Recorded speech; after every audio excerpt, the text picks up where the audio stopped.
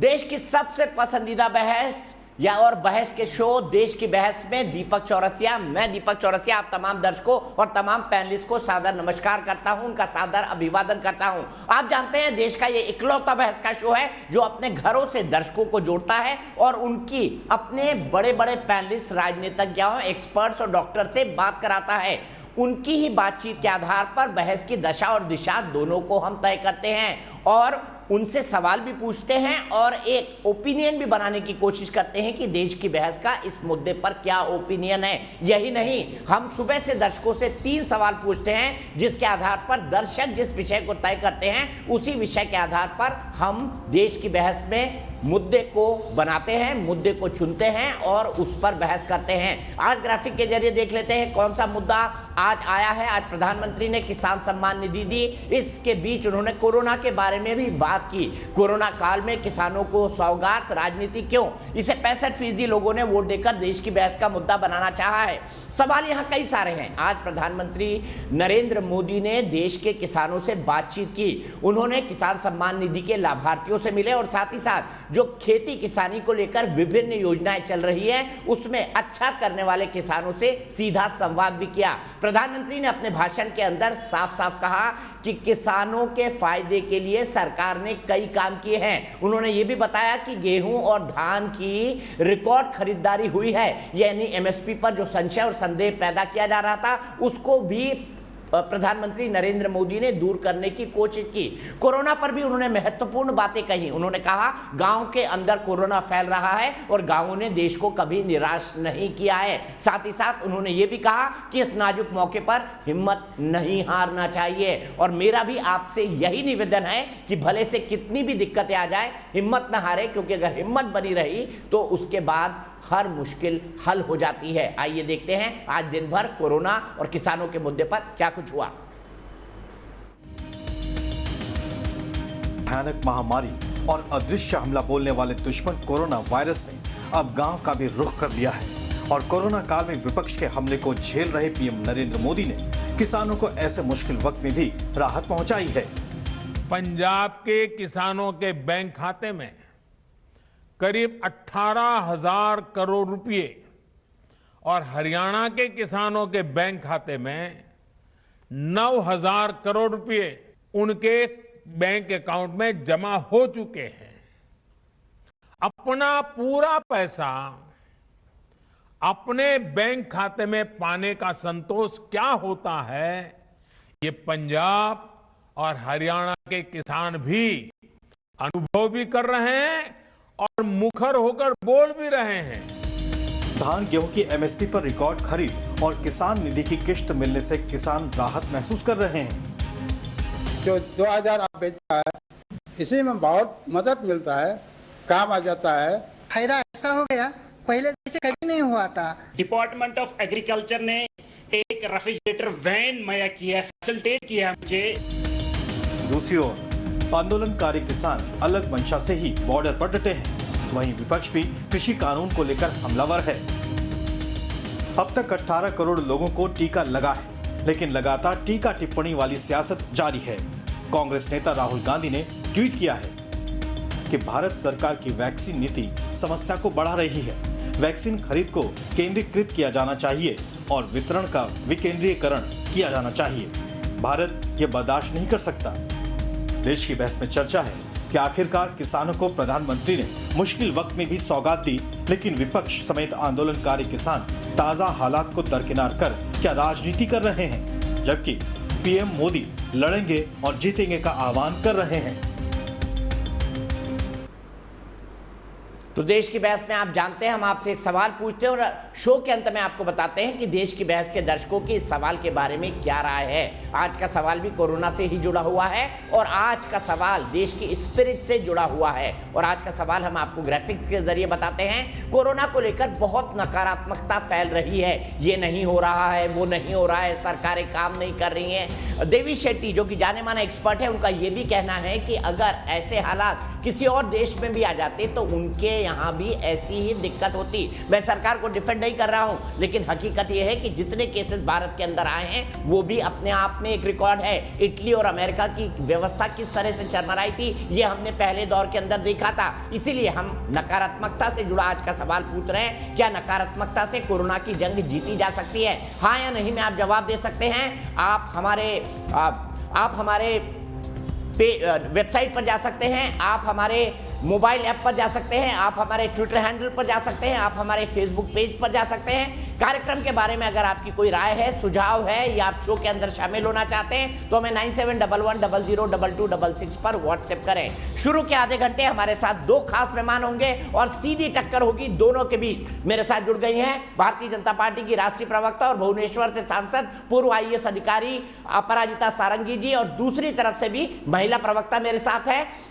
महिला और पुरुष में मैं बिल्कुल भेद नहीं करता, लेकिन मेरे प्रोफेशन में मेरी साथी रही हैं सुप्रिया श्रीनेत जी, जो कि पेशे से पत्रकार रही हैं, लेकिन अब कांग्रेस पार्टी की राष्ट्रीय प्रवक्ता हैं और अब अपने इस दूसरे रोल को निभाने के लिए आज वो हमारे साथ जुड़ गई हैं। सबसे पहले अपराजिता जी आपके साथ शुरू करूंगा, और आज जो $1 मिलियन सवाल है वो यही है कि अब सब वैक्सीन की तरफ देख रहे हैं। वो लोग जो भी वैक्सीन की आलोचना कर रहे थे वो भी आज कह रहे हैं कि वैक्सीन लगेगी तभी हर्ड इम्यूनिटी आएगी और तभी कोरोना का संक्रमण खत्म हो पाएगा, या कोरोना से हम फौरी तौर पर राहत पा पाएंगे। सवाल यह है कि अगर आज की स्पीड से वैक्सीनेशन हुआ तो वैक्सीनेशन होने में 3 साल लग जाएगा। ऐसी चूक सरकार से क्यों हो गई फॉरवर्ड प्लानिंग में?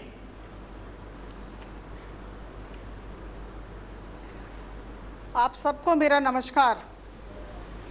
मैं सबसे पहले बहुत स्पष्ट तरीके से कहना चाहती हूं कि किसी भी तरह की चूक नहीं हुई है किसी भी योजना में और योजना के कार्यान्वयन में। मैं जानती हूं स्थिति बहुत गंभीर है।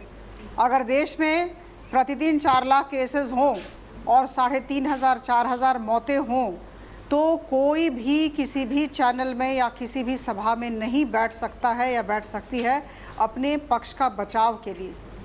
लेकिन मैं आप सबको बताना चाहूँगी कि इस गंभीर स्थिति में भी बहुत संयम, बहुत संतुलन और बहुत परिपक्वता के साथ हम सब मिलकर कोशिश कर रहे हैं स्थिति को सुधारने की।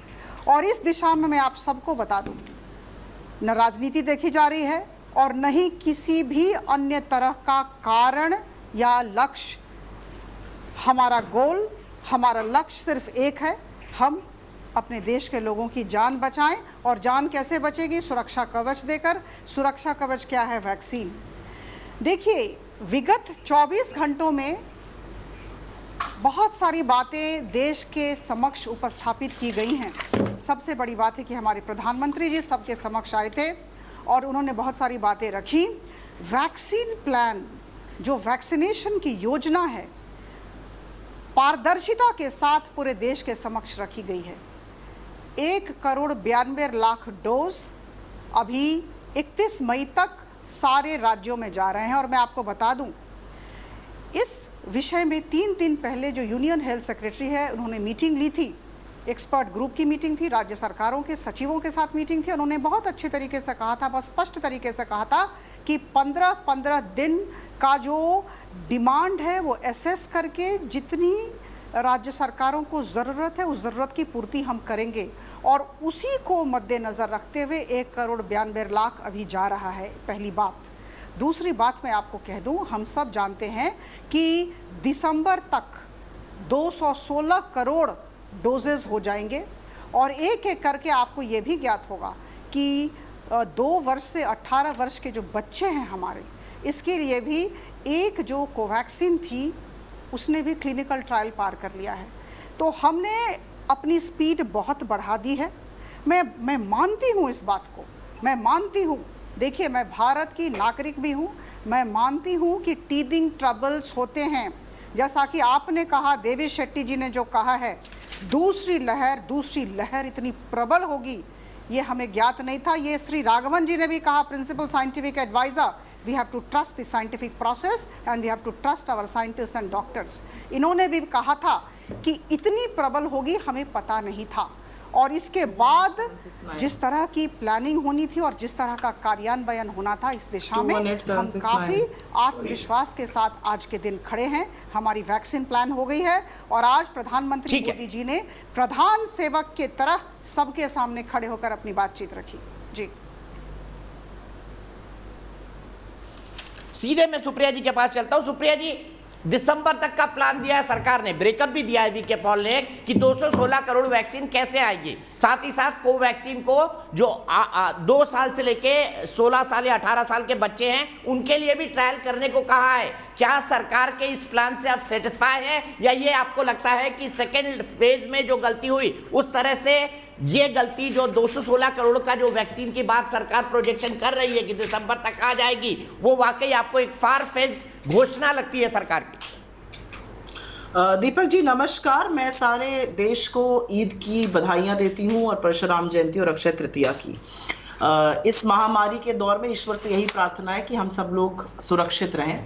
4.25 मिनट भाजपा की प्रवक्ता ने बोला और 4.25 मिनट बोलने के बावजूद भी एक भी ऐसी बात नहीं थी जो कि कन्विंस कर सके कि हम सुरक्षित हैं। और ये मैं सिर्फ राजनीति में होने के नाते नहीं बोल रही हूं, मैं आपको कुछ आंकड़े बता देती हूं। आज के आंकड़े क्या हैं? प्रधानमंत्री महोदय जब देश यहाँ पे एड्रेस करते हैं तो बोलते हैं कि 18 करोड़ लोगों को वैक्सीन लगी है। जी नहीं, वैक्सीन का पहला शॉट 13 करोड़ 87 लाख लोगों को लगा है और दूसरा शॉट जिससे कि वैक्सीन की साइकिल कंप्लीट होती है वो 4 करोड़ 5 आंकड़ा मेरा अपना आंकड़ा नहीं है। 18 से 44 वर्ष जो वर्किंग एज पॉपुलेशन है, जो यंग लोग हैं, 18 से 44 वर्ष में जहां पे 62 करोड़ की हमारी जनता है और उनको 124 करोड़ डोजेज चाहिए होगी, वहां पर अभी भी 40 लाख से कम को टीका लगा है। आज 14 तारीख हो गई, 1 तारीख से ये खुला था। आज बड़ी भयावह बातें आ रही है। गुजरात जो कि भाजपा शासित प्रदेश, और इसमें गुजरात कांग्रेस भाजपा की बात नहीं है, बहुत सारे प्रदेश है जिन्होंने अपने वैक्सीनेशन रोके हैं। गुजरात ने 2 दिन के लिए 45 वर्ष से ऊपर के लिए रोक दिया क्योंकि उनके पास डोजेज नहीं है। अब मैं एक चीज आपसे कहना चाहती हूँ, बढ़ चढ़ के बताया गया कि स्पुतनिक लग रही है। स्पुतनिक हिंदुस्तान में 1 मई को आई थी, लगने में इतना विलंब क्यों? और आपकी जानकारी के लिए बता दूं, वैक्सीनेशन जो होता है वो डोमेस्टिक मैन्युफैक्चरिंग में टाइम लगता है। तो डॉक्टर रेड्डीज लैब और जो बाकी 6 लैब्स इसको प्रोड्यूस करेंगे वो अगस्त तक ही शुरू कर पाएंगे। ये कहना कि 216 करोड़ डोजेज हो जाएंगी दिसंबर तक, अभी 7 महीने का टाइम है। महामारी सर पे चढ़ के बोल रही है। 400 मौतें 1 अप्रैल को हो रही थी, आज 4000 मौतें हो रही है, 10 गुना बढ़ रहा है। और क्योंकि डॉक्टर देवी शेट्टी की बात हुई थी, मौत का आंकड़ा 10 गुना बन रहा है, उन्होंने टाइम्स ऑफ इंडिया में एक एडिटोरियल लिखा था और उन्होंने उसमें क्या लिखा था वो 2 बातें भी आपको बता देती हूँ। उन्होंने लिखा था कि चूक हुई है और सेकेंड वेव को आंकने में चूक हुई है। साइंटिफिक एडवाइजर्स, एक्सपर्ट कमिटी, ईगॉम और यहां तक कि पार्लियामेंट की जो संसदीय स्थायी कमिटी होती है उसकी बात को नजरअंदाज किया गया और इसलिए आज ये हालत हो गई है। उन्होंने एक बात और भी बहुत पते की कही, उन्होंने कहा 4 लाख केसेस तो रोज के आ रहे हैं, ठीक है, पर हर पॉजिटिव केस पर 5 और पॉजिटिव केसेस होते हैं जिनकी टेस्टिंग नहीं होती है। ये साइंटिफिकली डॉक्टर्स ये मानकर चलते हैं कि इस तरह का संक्रमण है ये। तो मतलब लोग लगभग आप समझ लीजिए 15 लाख केसेस आ रहे हैं। दिक्कत की बात यह है कि इसमें से बहुत केसेस अब रूरल इंडिया में आ रहे हैं, गांव देहातों में कोरोना पैर पसार चुका है और मुझे उससे बहुत दिक्कत है क्योंकि मैं गांव से ही आती हूं। महाराजगंज जिस क्षेत्र में मैं काम करती हूं, भयावह स्थिति है, टेस्टिंग हो नहीं पा रही है प्रचुर मात्रा में, ऑक्सीजन है ना, इलाज अवेलेबल है।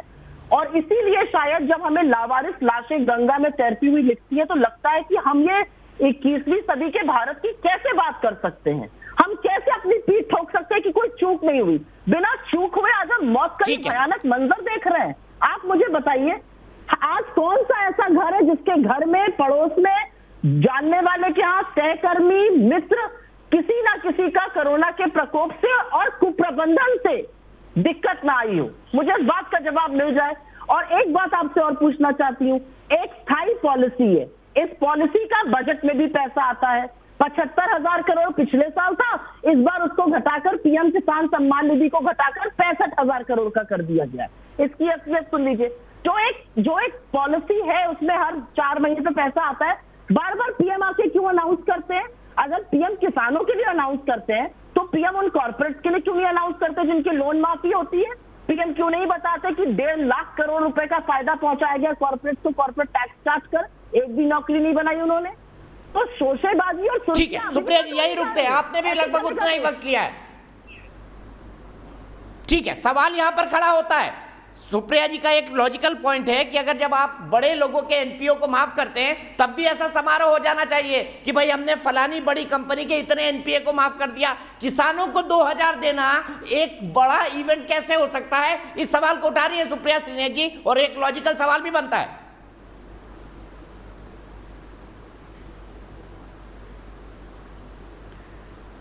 देखिए दीपक जी, आज के दिन, आज ही जापान की तरफ से $18.5 मिलियन एड आया है हमारे देश को।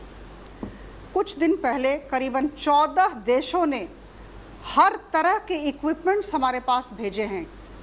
फाइनेंशियल एड भी आया है, इक्विपमेंट्स भी आया है। आप सब जानते हैं, ऑक्सीजन कॉन्सेंट्रेटर्स हो, ऑक्सीजन सिलेंडर्स हो, रेमडेसिविर हो, हर तरह की चीज़ें आई हैं।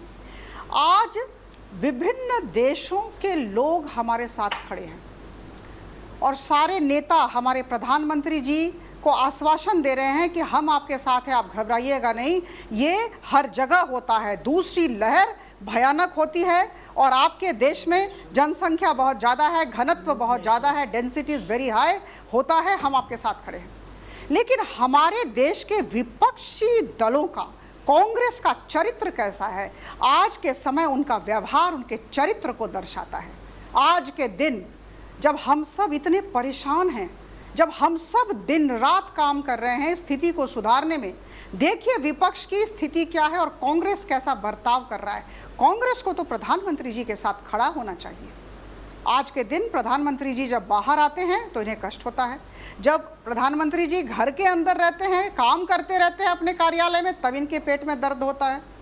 हमेशा इनके पेट में दर्द होता है क्योंकि राजनीतिक ज़मीन नहीं है, मुद्दा खो चुके हैं। नकारात्मक मनोवृत्ति की वजह से पूरे देश इनको नकार रहा है, ये भी इस बात को जानते हैं। मैं आपको बता दूं कि जहां तक प्रधानमंत्री किसान सम्मान निधि योजना की बात है, मैं आप सबको बता दूं, ये 8वीं किस्त है, 8th इंस्टॉलमेंट। और जब इंस्टॉलमेंट्स दिए जाते हैं, मैं प्रशासन के साथ 24 साल तक जुड़ी हुई थी। मनरेगा कार्यक्रम देख रही थी, एक साल में 60,000 करोड़ रुपए खर्च कर रही थी भारत सरकार में। जब किस्त दिए जाते हैं तो बहुत सारी चीज़ें देखी जाती हैं। यूटिलाइजेशन सर्टिफिकेट देखा जाता है, जो नाम आते हैं किसानों के, जो हिताधिकारियों के, बेनिफिशियरीज़ के, एक एक नाम को एग्जामिन किया जाता है और तब तालिका बनती है और तब रिलीज़ होता है। ये तो धन्यवाद देना नहीं जानते हैं। धन्यवाद दें, आज सैल्यूट करें हमारे प्रधानमंत्री जी को। डायरेक्ट बेनिफिट ट्रांसफ़र इन्होंने कराया और डायरेक्ट बेनिफिट ट्रांसफ़र के माध्यम से आज के दिन 20,668 करोड़ 75,66,000 रुपए सीधा 9,50,00,000 फार्मर्स के अकाउंट में 24 घंटे के अंदर गए। डायरेक्ट बेनिफिट ट्रांसफ़र हमारे समय में मई 2014 से प्रधानमंत्री जी ने इस पर बल दिया। पहले कुछ काम हुआ था, मैंने मना नहीं किया, लेकिन आज 100 पैसे का 100 पैसा जाता है, 15 पैसा नहीं जाता है, 100 पैसा जाता है। तो जब इंस्टॉलमेंट्स दिए जाते हैं सारे राज्यों को तो बहुत सारे कागज पत्र देखे जाते हैं और इसके बाद रिलीज़ किया जाता है। पिछले इंस्टॉलमेंट में इतना दिया गया, आगामी इंस्टॉलमेंट में ऐसा क्यों दिया गया? वो इसलिए कि यूटिलाइजेशन सर्टिफिकेट और डॉक्यूमेंटेशन का प्रश्न होता है, एक ये। दूसरा, जब 9th किस्त दिया जाएगा, 9वां किस्त दिया जाएगा, हो सकता है वो अधिक हो, वो बड़ी बात नहीं है। बात यह है कि जितने नाम आए उतने गए कि नहीं। और मैं फक्र के साथ आज कहती हूँ, देखिए हमारी सरकार किसी भी तरह की छोटी राजनीति और संकीर्ण दिमाग नहीं रखती है। आज बंगाल में सरकार आई और तुरंत पैसे वहाँ रिलीज़ किए गए सारे किसानों को। तो मुझे लगता है आज के दिन ऐसी स्थिति है कि हम सब मिलकर स्थिति सुधारने में लगे हैं। लिबरलाइज्ड नेशनल वैक्सीन पॉलिसी आई है और हमारी 5 वैक्सीन्स ऐसी है जो क्लिनिकल ट्रायल्स में हैं। हम जे के साथ, हम मॉडर्ना के साथ, हम सबसे बातचीत, फाइजर के साथ हम बातचीत में लगे हुए हैं और बहुत आत्मविश्वास के साथ एक ब्लूप्रिंट, ये बहुत साहस की बात है। प्रधानमंत्री जी और उनकी टीम ने एक पूरी ब्लूप्रिंट देश के, लेकिन आपने ये नहीं बताया कि जब बड़े उद्योगपतियों का पैसा वापस किया जाता है तो ये सर्टिफिकेशन उनका क्यों नहीं होता? और एक बार और आप अपने प्रश्न को दोहराएं। मैं ये कह रहा हूं कि सुप्रिया जी ने सवाल उठाया था कि जब बड़े उद्योगपतियों का एक लेजर से दूसरे लेजर में किया जाता है या उनके एनपीए को वापस किया जाता है तो उनके लिए ऐसा कोई कार्यक्रम क्यों नहीं होता जो किसानों के लिए होता है 2-2 हजार रुपए देने में? उनका तो अरबों खरबों का होता है। उनको टैक्स हेवंस दिए जाते हैं 1000 करोड़ के, 2000 करोड़ के, 1 लाख करोड़ के। देखिए, किसी भी तरह का ये पीआर एक्सरसाइज नहीं था। ये हमारा काम है। हमारे अन्नदाताओं के साथ हम खड़े हैं। हमारे अन्नदाता अभी भी दुखी हैं। कुछ सेक्शंस हैं जो दुखी हैं, जिन्हें गुमराह किया जा रहा है, वो दुखी हैं। हमारे प्रधानमंत्री जी बात करना चाहते थे, पहली बात। दूसरी बात, कांग्रेस भूल रही है कि आज अक्षय तृतीया है और अक्षय तृतीया के दिन वो कॉरपोरेट से बात नहीं करेंगे, वो हमारे फार्मर से ही बात करेंगे। जब कॉरपोरेट डे आएगा तो कॉरपोरेट से भी बात करेंगे। हम जो काम करते हैं हम पारदर्शिता के साथ करते हैं और हम सबको लेकर चलते हैं। सबका साथ, सबका विकास और सबका विश्वास। न किसी चीज को छिपाना है हमें और न ही घबराना है। तो आज अक्षय तृतीया है तो कॉरपोरेट से क्यों बात करेंगे? वो तो ठीक है सुप्रिया जी, मैं सीधे जवाब लेता हूं। सी बात है, लंबा बोला, मैं दोनों को लंबा वक्त दे रहा हूं ताकि आप बिना रुकावट के दोनों अपनी बात कह सकें। सुप्रिया जी, मैं आपके पास आना चाहूंगा। यहां पर सवाल यह खड़ा होता है कि आप पर उनका आरोप है कि आप सिर्फ नकारात्मकता की राजनीति करते हैं। बार बार कांग्रेस के बीजेपी के प्रवक्ता ये भी कहते हैं कि राहुल गांधी एक ट्वीट करते हैं फिर दिन भर गायब हो जाते हैं, फिर सुबह उनका नया ट्वीट आता है, फिर दिन भर गायब हो जाते हैं। क्लैरिटी ऑफ थॉट शायद वैक्सीन के बारे में भी नहीं थी, शायद बाकी चीजों के बारे में भी नहीं है। ये मेरा आरोप नहीं है, बीजेपी के प्रवक्ताओं का आरोप है। तो क्या इस वक्त कांग्रेस सिर्फ और सिर्फ नकारात्मकता की राजनीति कर रही है? क्योंकि टीवी में रह चुकी हूँ तो आदत से मजबूर हूँ। 6.25 मिनट वो बोली, मैं उसका आधा टाइम लूंगी और आपसे एक सवाल पूछती हूँ। राहुल गांधी जी क्या कर रहे हैं, क्या नहीं कर रहे हैं, छोड़ दीजिए। देश ने तो आपको प्रचंड बहुमत देके सरकार में बैठाया था। मैं 3-4 बातें आपके सामने रख देती हूँ। मैडम ने बोला अभी कि हम ब्लूप्रिंट बना रहे हैं, हम बातचीत कर रहे हैं मॉडर्ना से और फलाने से ढिमकाने से। मई 2021 में UK, US, Germany, European Union, Japan, इन सब लोगों ने मई 2020 में 12 करोड़, 30 करोड़, 80 करोड़, 22 करोड़ जापान जैसे छोटे देश ने ऑलरेडी ऑर्डर्स दे दिए थे वैक्सीन के। क्या आपको जानकर जरा सा भी हतप्रभ नहीं होता कि हमारे देश में पिछले 1 महीने में 90% गिरावट आ गई वैक्सीनेशन में, क्योंकि टीका है ही नहीं। हमारे देश में पहला ऑर्डर जनवरी 2021 में दिया गया और कितने का आपको जानकर हतप्रभ होगा? 1 करोड़ 60 लाख डोज का, 135 से 140 करोड़ के देश के बीच का 1 करोड़ 60 लाख पहला ऑर्डर जनवरी 2021 में। अभी भी बातचीत चल रही है और ये सिर्फ मैं जबानी जमा खर्च नहीं कह रही हूं। इस देश में सुनामी आने वाली है। फरवरी 2020 में राहुल गांधी ने कहा था, अगस्त 2020 में राहुल गांधी ने कहा था वैक्सीन पॉलिसी के बारे में क्या हो रहा है, वैक्सीन के बारे में स्ट्रैटेजी बनाइए। तब कहता है बेकार की बात है, हम लोगों ने काबू पा लिया। मैं 2 बातें बताना चाहती हूं आपके दर्शकों को। रेमडेसिविर हो, वैक्सीन हो, पीपीई किट हो, सैनिटाइजर हो, ऑक्सीजन कॉन्सेंट्रेटर हो, एम्बुलेंस हो, इन सब पर बेतहाशा जीएसटी हम लोग दे रहे हैं। अगर रेमडेसिविर, वैक्सीन और ऑक्सीजन कॉन्सेंट्रेटर पर ही जीएसटी रोक दिया जाए तो 6000 करोड़ रुपए की बचत हो सकती है, जो लोगों को मिल सकता है। लेकिन ऐसा नहीं होगा, ये सरकार ये नहीं करेगी। ये सरकार सिर्फ और सिर्फ इवेंट्स कराना जानती है। आज के इवेंट की असलियत बता देती हूं। 15,000 रुपए प्रति हेक्टेयर जब से मोदी जी प्रधानमंत्री बने हैं, हर किसान का प्रति हेक्टेयर कॉस्ट ऑफ एग्रीकल्चर, जो उत्पादन करने के लिए पैसा लगाना पड़ता है, 15,000 प्रति हेक्टेयर बढ़ गया है। क्योंकि डीजल का दाम बढ़ा, फर्टिलाइजर का बढ़ा, ट्रैक्टर पे जीएसटी, फलाना ढिमकाना, इसलिए बढ़ गया है। इस तरह से पिछले 7 साल में 2 करोड़ 36 लाख तो आपने किसानों से ऐठ लिए। आप दे कितना रहे? पिछले 3 सालों में आपने दिया है 54,000 एक बार, 19,000 एक बार और 49,000 एक बार। तो किसानों की जेब से ले लो और फिर इधर से थोड़ा सा दे दो। ये असलियत आपकी पीएम किसान सम्मान निधि की है। और मैं ये जानना चाहती हूं कि आजकल भाजपा के प्रवक्ता एक नया जुमला बोल रहे हैं, बहुत डेंसिटी है, बहुत पॉपुलेशन है देश की, जब चुनाव लड़ना रहता है तो इसी जनता को देख के बोर आ जाते हैं, और अब वही जनता प्रॉब्लम बन गई कि घनत्व है, डेंसिटी है। और इस देश ने 2005 के बाद इतनी आत्मनिर्भरता कर ली थी कि हमें किसी भी चीज की फॉरेन एड लेने की जरूरत नहीं पड़ती थी।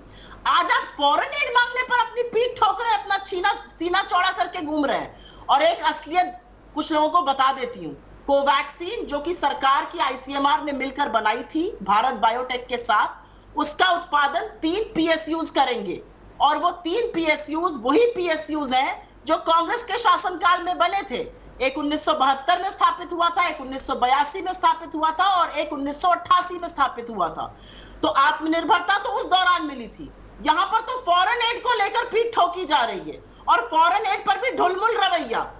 पहले कहा जाता है हमने 6.5 करोड़ वैक्सीन बाहर भेजे, फिर जब प्रेशर बनता है भाई अपने लोगों से पहले क्यों भेजने, कहते नहीं हमने तो 1 करोड़ ही भेजे थे, बाकी तो कंपनी ने भेज दिए थे। तो अगर कंपनी ने भेजे थे और आपकी बात मान ली जाए, तो आप काहे वाहवाही बटोर रहे थे, काहे ताली बजवा रहे थे, काहे विश्वगुरु बनने का दम भर रहे थे? विश्वगुरु बनने की चाहत में अपने ही देश के नागरिकों को भूल गए, और ये भूल गए कि अपने देश की जान बचाना ज्यादा जरूरी है। लावारिस लाशें गंगा में जो पड़ी हुई हैं, वो इस बात को बयां करती हैं।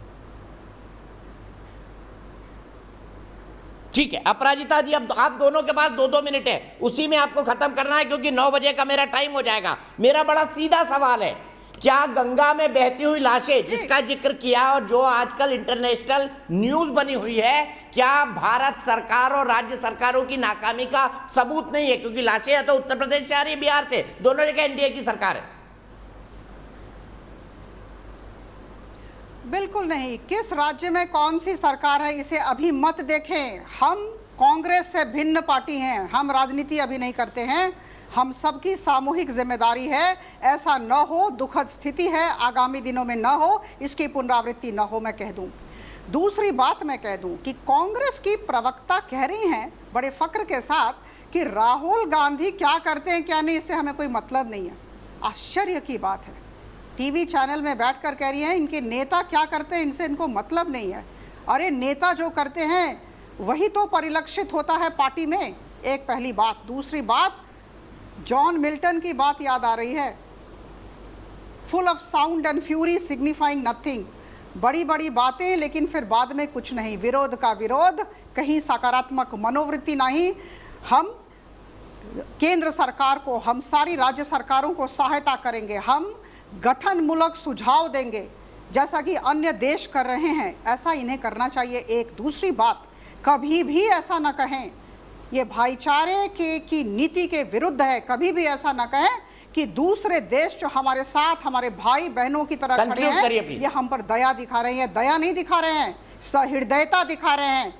और मैं आप सबको बता दूं, आइजैक न्यूटन का जो तीसरा लॉ ऑफ मोशन है, to every action there is an equal and opposite reaction. आदरणीय प्रधानमंत्री जी की सभी क्रिया के बाद प्रतिक्रिया होती है, इनकी नकारात्मक प्रतिक्रिया होती है, देश की सकारात्मक प्रतिक्रिया है। बहुत बहुत धन्यवाद, इतना ही कहना था मुझे। ठीक है, मैं सीधे सुप्रिया जी के पास चलता हूं। सुप्रिया जी, उन्होंने इन शब्दों का इस्तेमाल तो नहीं किया, उन्होंने अंग्रेजी का एक फ्रेज बोला, लेकिन हम दोनों गांव से आते हैं तो मैं आपको बता रहा हूं, राहुल जी के लिए कह रहे थोता चना बाजे घना। अब मुझे आप ये बताइए कि क्या राहुल जी के लिए बीजेपी के नेताओं को ये कहना चाहिए? और दूसरा, क्या जो फॉरेन एड आ रही है वो कह रहे हैं कि प्रधानमंत्रियों की नीति के फलस्वरूप है, उन्होंने ये टर्म्स डेवलप किए कि आज की तारीख में हमको फॉरेन एड मिल रही है इस हालात में? मैं राहुल जी के बारे में तो सबसे पहले ये कहूंगी कि बीजेपी से मैं किसी रिस्पेक्ट की और किसी अच्छे आचरण की उम्मीद ही नहीं करती हूं। ये भूल जाते हैं कि फरवरी में जब राहुल जी कह रहे थे सुनामी आने वाली है, तब ये नमस्ते ट्रंप और मध्य प्रदेश की सरकार गिरा रहे थे। जब उन्होंने वैक्सीनेशन के लिए कहा तो उन्होंने कहा नहीं ऐसी कोई जरूरत नहीं। जब उन्होंने कहा प्रिपेयर करिए सेकेंड वेव आ रही, उन्होंने कहा हम तो एंड गेम और बेंडिट लाइक बेकहम कर चुके हैं। इन वादा परस्त लोगों को कोई क्या समझाए कि इस देश ने इनको चुनकर भेजा था, इन्होंने तो हर घर में चिता जला दी। और ये तो अंग्रेजी का इस्तेमाल कर रही है, मैं हिंदी में ही कह देती हूँ, तू इधर उधर की बात ना कर, ये बता कि काफिला क्यों लुटा, मुझे रहबरों से गिला नहीं, तेरी रहबरी का सवाल है। सवाल यह है कि चुनी हुई सरकार ने जिस उदासीनता, जिस अकर्मण्यता, जिस लापरवाही, जिस निर्ममता का परिचय दिया है, और जिस लाशों के अंबार को इतने पास से मौत को मंडराते इस देश ने कभी नहीं देखा अपने सर पर। और ये मोदी जी और इस सरकार की और इन प्रवक्ताओं की उपलब्धि है। ये यहां पर बैठकर बड़ी बड़ी बातें छान रहे हैं। हमारे देश में ऑक्सीजन मैन्युफैक्चरर हम नंबर 1 है, लोग बेदम होकर तड़प कर मर रहे हैं। हम दुनिया में सबसे ज्यादा वैक्सीन बनाते हैं, यहां पर किल्लत हो गई। हम pharma laboratory of the world है, दवाइयां नहीं है हमारे देश में। इस कगार पर आप हमारे देश को ले आए और लोगों की फॉरेन एड के बारे में आप अपनी पीठ ठोक रहे हैं। शर्म आनी चाहिए आपको। हमारे देश को आप किस कगार पर लेकर आ चुके हैं। ये देश आपको ऐसा सबक सिखाएगा कि आप देखिएगा, क्योंकि हर घर में आपने चिता जलाई है जहां पर हर घर में चूल्हा जलाना था। ठीक है, मैं यहीं पर रुकूंगा, दोनों का शुक्रिया अदा करूंगा, लेकिन मेरे साथ नेक्स्ट पैनल जुड़ रहा है और नेक्स्ट पैनल पर चूंकि किसान नेता है इसलिए किसानों पर बात होगी, किसान सम्मान निधि पर बात होगी और कोरोना पर बात होगी, क्योंकि बाय डिफॉल्ट कोरोना आ ही जाएगा, क्योंकि किसान कह रहे हैं हम वैक्सीन नहीं लगाएंगे, हम कोरोना प्रूफ है। कई सारे सवाल है, ऐसी बातें क्यों चर्चा में आ रही है। सीधे अपने पैनल को जोड़ता हूं। राजीव जेटली जी बीजेपी के प्रवक्ता मेरे साथ जुड़ गए हैं, अलका लांबा जी कांग्रेस की प्रवक्ता मेरे साथ जुड़ गई हैं, विवेक श्रीवास्तव जी लेफ्ट के नेता मेरे साथ जुड़ेंगे थोड़ी देर में, अवनीजेश अवस्थी जी संघ के विचारक और प्रोफेसर डीयू के मेरे साथ जुड़ गए हैं, रमनीक मान जी किसान नेता मेरे साथ जुड़ेंगे और सवित मलिक साहब जो कि किसान आंदोलन से जुड़े हुए हैं, भारतीय किसान यूनियन से आते हैं, वो मेरे साथ जुड़ेंगे। लेकिन सबसे पहले मैं आगे बढ़ूं उससे पहले प्रधानमंत्री ने कई बातें कही, लेकिन उनका बाइट नंबर 3 हम दिखाते हैं, जिसमें प्रधानमंत्री ने साफ साफ कहा कि इस बार खाद्यान्नों की रिकॉर्ड खरीदारी हुई है। तो किसान जो लगातार कह रहे थे एमएसपी खत्म हो जाएगा, अडानी अंबानी के गोडाउन में हमको भेजना पड़ेगा, आधे से ज्यादा वक्त ये कानून लागू रहा, लेकिन ऐसी नौबत नहीं आई। उसके बाद सुप्रीम कोर्ट ने कानून को जो है वो सस्पेंड कर दिया, कानून फिलहाल सस्पेंडेड है, लेकिन क्या रिकॉर्ड खरीदारी नहीं हुई, इसी पर चर्चा की शुरुआत होगी। लेकिन सबसे पहले प्रधानमंत्री को सुन लेते हैं।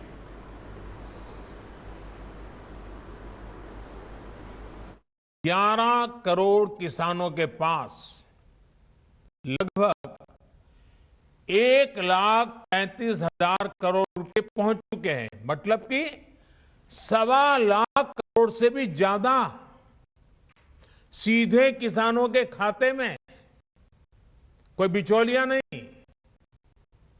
इनमें से सिर्फ कोरोना काल में ही 60,000 करोड़ रुपए से ज्यादा पहुंचे हैं।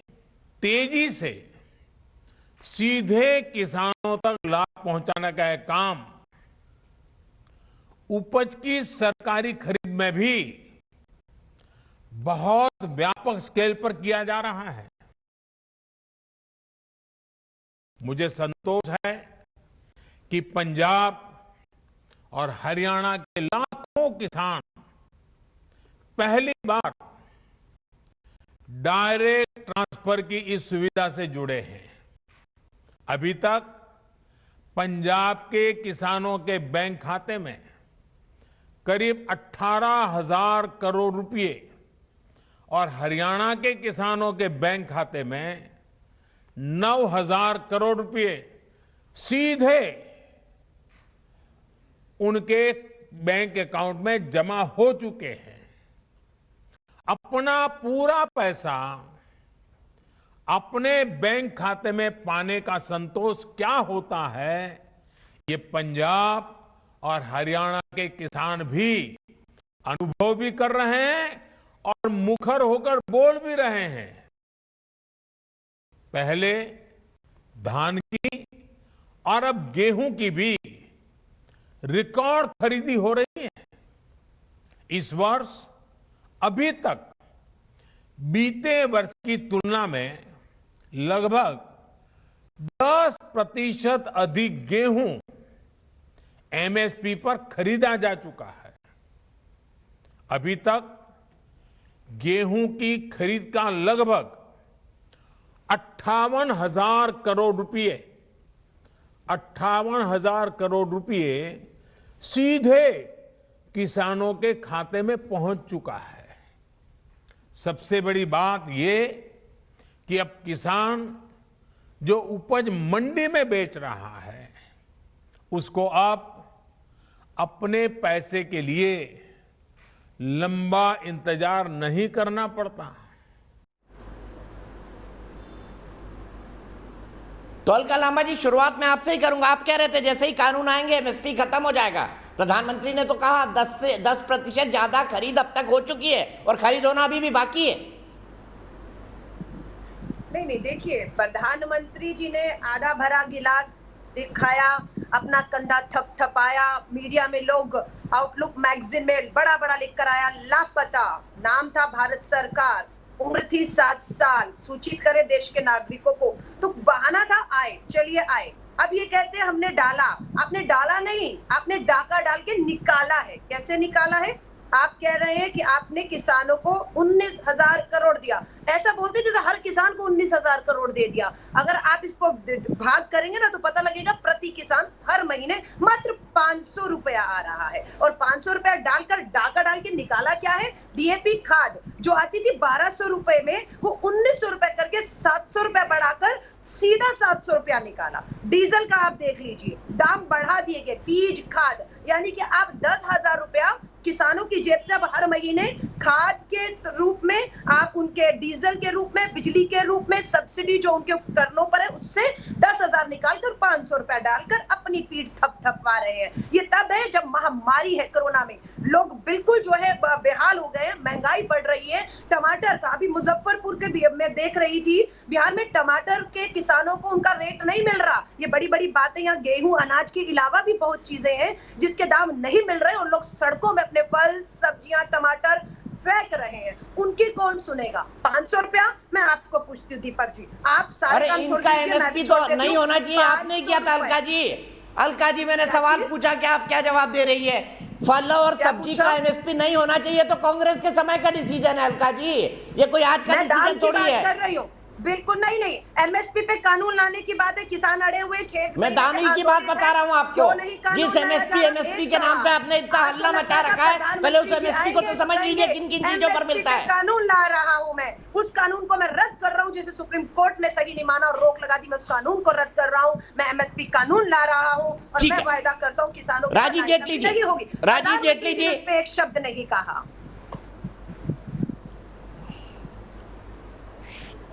किसानों को अपनी फसल की कीमत नहीं मिल रही। उधर प्रधानमंत्री कह रहे हैं कि ज्यादा खरीद हुई है, रिकॉर्ड खरीद हुई है। आप क्या कहेंगे अलका जी के आरोपों पर? नहीं, मैं थोड़ा सा हैरान हो रहा हूँ। अलका जी खान मार्केट के आसपास रहती हैं, उनको शायद किसानों के बारे में ज़्यादा जानकारी नहीं होगी। किसान नेता भी बीच में बैठे हैं, उनको भी अपनी बात रखनी है। किसी न किसी राजनीतिक पार्टी से प्रभावित रहते हैं तो वो अपनी जब बात रखेंगे तो उस पर अलग से टिप्पणी करेंगे। लेकिन मुद्दा यहाँ पर यह है कि जब किसानों की बात की जा रही है, मैं तो एक ही ज़्यादा मैं इस तरीके का संवाद नहीं करना चाहता, एक ही बात करना चाहता हूँ। अलका जी से अभी आप 30 सेकंड और दीजिएगा, इनको बोलिएगा, और किसान नेता भी हमारे बीच में बैठिए, इनको ये बोलिएगा एक ऐसा मॉडल बताएं मुझे जिस मॉडल को कांग्रेस ने लागू किया हो और ये कहते हो कि भारतीय जनता पार्टी को भी उसे लागू करना चाहिए। सबसे पहले इससे शुरुआत करते हैं कि आप ये बताएं कि ऐसा कौन सा मॉडल था कृषि को लेकर के जो कांग्रेस ने लागू किया हो जो भारतीय जनता पार्टी को लागू करना चाहिए। किसान सम्मान निधि योजना के तहत अभी इनको शायद ये जानकारी नहीं होगी कि कितना पैसा गया है। इन्हें गुणा भाग में लगे हुए थे, गुणा भाग के हिसाब से भी नहीं जान पाएंगे। लगभग 1,40,000 करोड़ रुपए किसानों के खाते में अभी तक 28 महीनों में जा चुका है। और किसानों के जिनके खाते में गया वो आपको देख रहे हैं टीवी पे बैठ के, उन्हें मालूम है कि मेरे खाते में कितना पैसा है और कांग्रेस की प्रवक्ता क्या हिसाब लगा के बैठ गई है।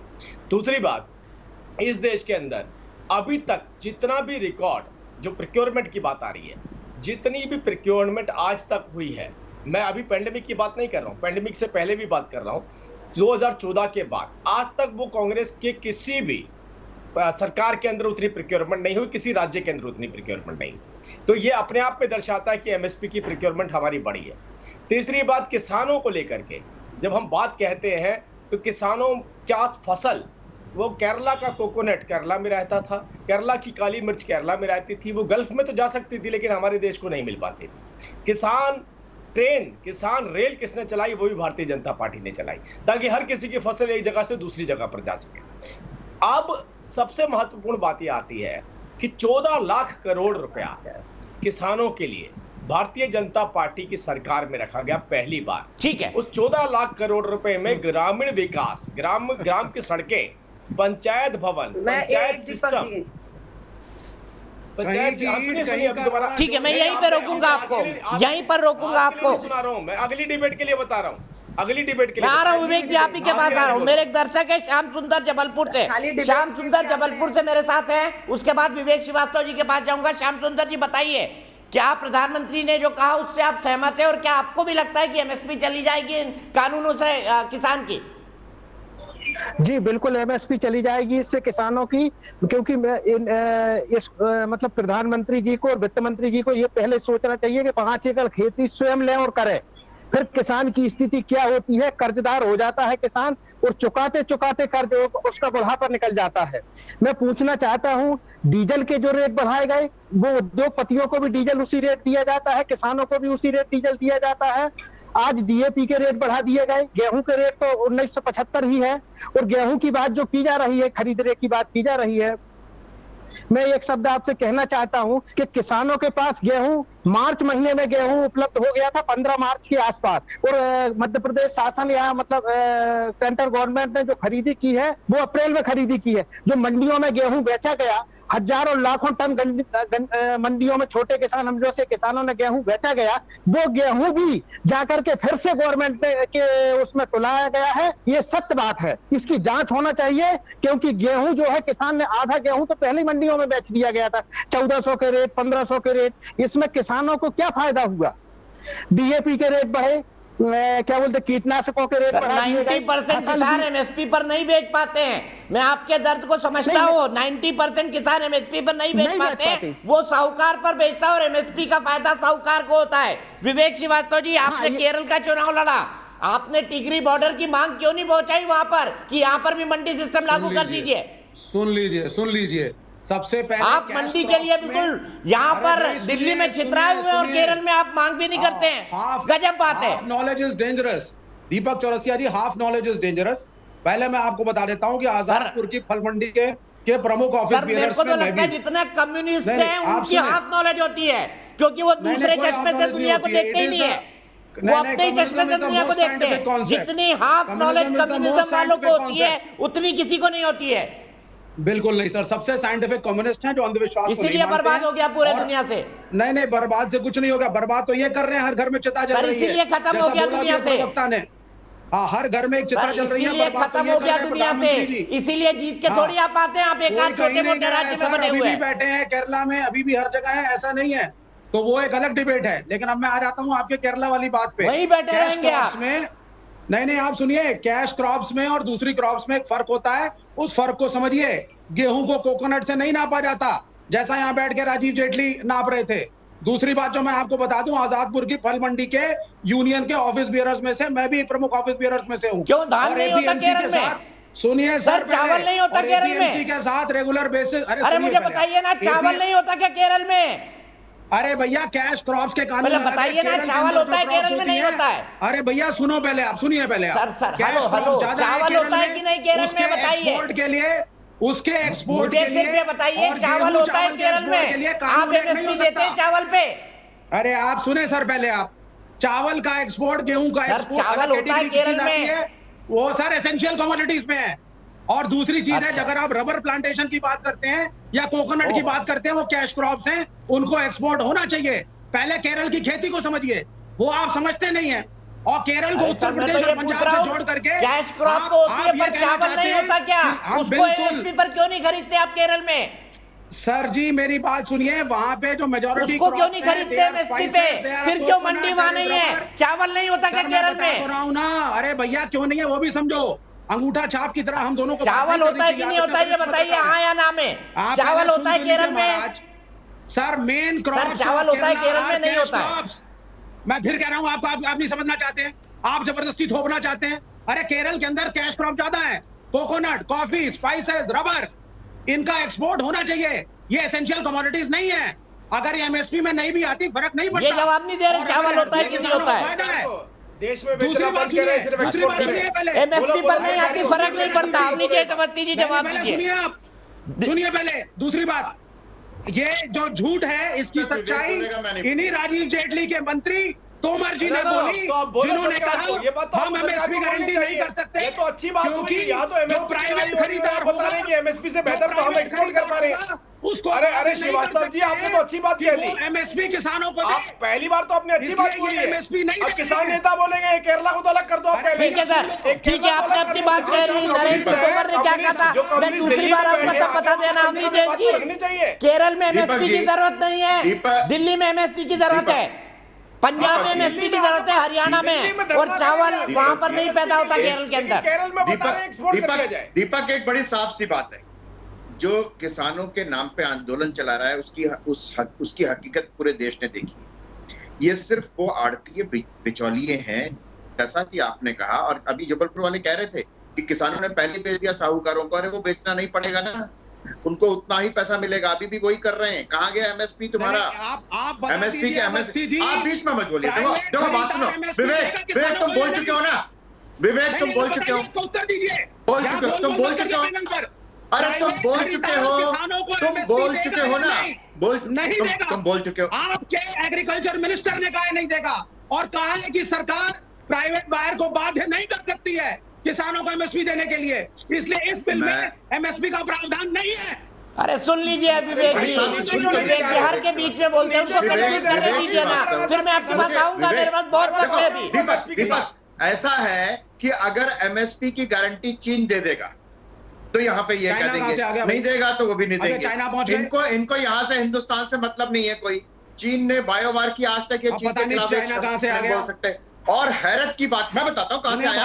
हैरत की बात है कि विवेक श्रीवास्तव ने सार्वजनिक रूप से पता क्या कहा कि तुमने चीन के खिलाफ यूएनओ में डिमांड उठाई, वो तो मारे ही तुमको, वो तो तुमको मारे, तुमने चीन को छेड़ा तो तुम पिटोगे। ये विवेक श्रीवास्तव ने नेशनल राष्ट्रीय चैनल पर बोला है, खुलेआम कहा उन्होंने कि चीन अभी और मारेगा तुम्हें, पिटो तुम और मैं खुश होऊंगा। ये विवेक श्रीवास्तव ने कहा कि चीन जितना मारेगा भारत को उतना मैं खुश होऊंगा। ये विवेक श्रीवास्तव का कहना है। इस देश के लोगों सुन लो, इस देश के लोगों सुन लो। और एक अच्छी बात है, आज अलका लांबा ने कम से कम ये तो कहा कि आजाद गिलास भरा हुआ है। अब तक तो मैं सोचता था। ठीक है, मैं दोनों को रोकता हूँ, दोनों ने अपनी अपनी बात कही है। क्विक कमेंट रमनीक मान और सवित मलिक का। रमनीक मान साहब, केरल में एमएसपी की जरूरत नहीं है, केरल के चावल को एमएसपी की जरूरत नहीं है विवेक श्रीवास्तव के मुताबिक। देखिए विवेक जी, मैं ये बात वैसे तो आखिर में कहना चाहता था, क्योंकि पहले कह दूंगा तो विवेक जी पहले बीच में कूद पड़ेंगे। आप कृपया करके इनका अगर आप फेडर डाउन कर दीजिए, फिर मैं अपनी बात कहता हूँ। क्या है कि विवेक जी को वन वे टिकट बीजिंग के लिए मैं देने के लिए तैयार हूँ, बशर्ते कभी जिंदगी में वापस भारत में ना आए, वहीं पे एंजॉय करेंगे। और दूसरी बात मैं तथ्यों के आधार पर बताता हूँ, 2-3 बातें मैं बड़ी महत्वपूर्ण बताता हूँ। अलका लांबा जी कांग्रेस की ओर से हैं यहाँ पे, उनके माध्यम से मैं पूछना चाहता हूँ उनकी लीडरशिप को, जहाँ पे आपकी 2 लगते प्रदेशों में सरकारें हैं, एक है आपका पंजाब, दूसरा है आपका राजस्थान। तो आप मुझे ये बता दीजिए कि एमएसपी क्या है इसकी सरसों की, और किस भाव पे सरसों राजस्थान में बिक रहा है। अब लगता प्रदेश हरियाणा है जहाँ पे भाजपा का शासन है, वहां पे 2100-2200 रुपए एमएसपी है, और आपके राजस्थान में 1000-1100 रुपए सरसों बिकती है, ये बाजरा बिकता है, सॉरी। और इस बार सरसों का जो एमएसपी रहा, सरसों का एमएसपी 4600 रुपए था और मंडी में बिका 5500, सरकारी खरीद हुई 0। दूसरा कपास की एमएसपी से कहीं ऊपर बिका कपास बाजार के अंदर। तीसरा गन्ने का पंजाब में रेट है 310 रुपए क्विंटल, हरियाणा में रेट है 350 रुपए क्विंटल। और गन्ने की खेती के आंकलन के हिसाब से लगाया जाए तो पंजाब के किसान को 10,000 करोड़ रुपए का नुकसान है, और राजस्थान के सरसों उगाने वाले किसान को करीबन 35 से 40 हजार करोड़ का नुकसान है एक सीजन का। तो वो आप किसान से जब 10,000 करोड़ पंजाब से चोरी कर रहे हैं, आप राजस्थान से 40-50 हजार करोड़ चोरी कर रहे हैं, तो आप उनको लाहेमंद मूल्य जिसको कहते हैं वो आप उनको देते क्यों नहीं? आप यहाँ पे आके अगर चिल्लाएंगे, आप हर प्रकार की बात रखेंगे, तो आपको साथ साथ इन आंकड़ों के ऊपर भी उत्तर देना पड़ेगा। और आखिर में ये कहूंगा कि जहां जहां पे कम्युनिस्ट की सरकारें रही है, मैं एक आपको दीपक भाई बताता हूं कि एक फॉर्मूला रहा कम्युनिस्ट का, द ग्रेट लीप फॉरवर्ड के रास्ते करीबन 40 लाख लोग मरे थे चाइना के अंदर। ग्रेट लीप फॉरवर्ड का जो फॉर्मूला मौसे तुमने दिया था, क्योंकि इन्हें किसानों की चिंता नहीं है। इनकी जो आइडियोलॉजी है किसानों के संदर्भ में बड़ी फ्लॉड है। अलका जी, आप बड़ी नेता है, हम छोटे से आदमी हैं, हमारे को अपनी बात पूरी करने का अवसर दीजिए। अच्छा नहीं लगता महिलाओं को बीच में टोकना। कांग्रेस की चिंता, अगर किसानों की चिंता होती तो उत्तर प्रदेश के किसान का भी। अच्छा, जवाब ले लेते हैं रमनीक जी, मुझे ब्रेक पर भी जाना है। जवाब ले लेते हैं, फिर ब्रेक के बाद सवित मलिक जी से शुरू करेंगे। अलका जी को जवाब दे दीजिए, दूसरी बार में अपनी बात पूरी करिएगा। धन्यवाद। अलका बोलिए। दीपक जी आपसे उन्होंने एमएसपी पूछी है सरसों और बाजरे की, और राजस्थान में किस रेट पर बिक रही है ये भी पूछा है। ये जो राजनीतिक मंशा से बैठे हुए ना, कांग्रेस का राजस्थान, कांग्रेस का पंजाब, है ना, ये 36 हमारे देश में राज्य और केंद्र शासित है। ये राजनीतिक सोच से बैठे हुए हैं। पंजाब की राजनीतिक तौर पर हमला छोड़ो आप बताओ कि एमएसपी क्या है, देश के किसान की चिंता नहीं है। जो प्रधानमंत्री जी 10 करोड़ किसानों की बात करते हैं, ये जवाब नहीं देते। 7 करोड़ किसान है और एमएसपी नहीं मिल रहा, इसीलिए तो किसान और कांग्रेस। उनका बड़ा सिंपल सवाल है, 1 लाख करोड़ राजस्थान सरकार बाजरा धोखा देने वाले लोग एमएसपी पे कानून लाने की बात नहीं करते। हम तो कहते हैं कानून आएगा तो ये राजस्थान सरकार बाजरा किस रेट पे खरीद रही है ये पूछ रहे हैं वो। नहीं, बाजरा हो अनाज हो खरीद रही है सरकार। अलका जी वो सिर्फ इतना पूछ रहे हैं कि एमएसपी क्या है और कितने पैसे में राजस्थान सरकार खरीद रही है। आपके चैनल पर ये बाजरे का रेट पूछेंगे, इतने गवारों की तरह आएंगे कि बाजार में मैं मंडी लगाकर नहीं बैठी हुई कि इन्हें मैं रेट बताने बैठूंगी। रेट जानना है तो मेरे को 5 मिनट दीजिए, सारे रेट कहाँ कितना है ना, यहाँ बैठकर ये गद्दारी करते हैं। तैयारी करके आया करो बहन जी। मोदी सरकार को नहीं बोलेंगे, हम तो कह रहे हैं कि एमएसपी नहीं मिल रहा है। भारत की राजधानी दिल्ली में एमएसपी नहीं मिल रहा है, हम तो कह रहे हैं। अच्छा, क्या राजस्थान एमएसपी पे खरीद रहा है? अच्छा, ये बता दीजिए हमारी सरकार अलका जी, क्या राजस्थान एमएसपी पर खरीद रहा है? जो कानून लेकर आए ना, मंडियां ओपन कर दी है, सरकारी मंडियों को बंद करके बाजरा बिक रहा है 1000 रुपए 1100 रुपए आपके राजस्थान में बाजरा। सिंह साहब चलिए ठीक है, मैं 1 मिनट ब्रेक के लिए रुक रहा हूँ। ब्रेक के बाद फिर आऊंगा, रमनीक मान के पास जाऊंगा, सवित मलिक से शुरुआत करूंगा।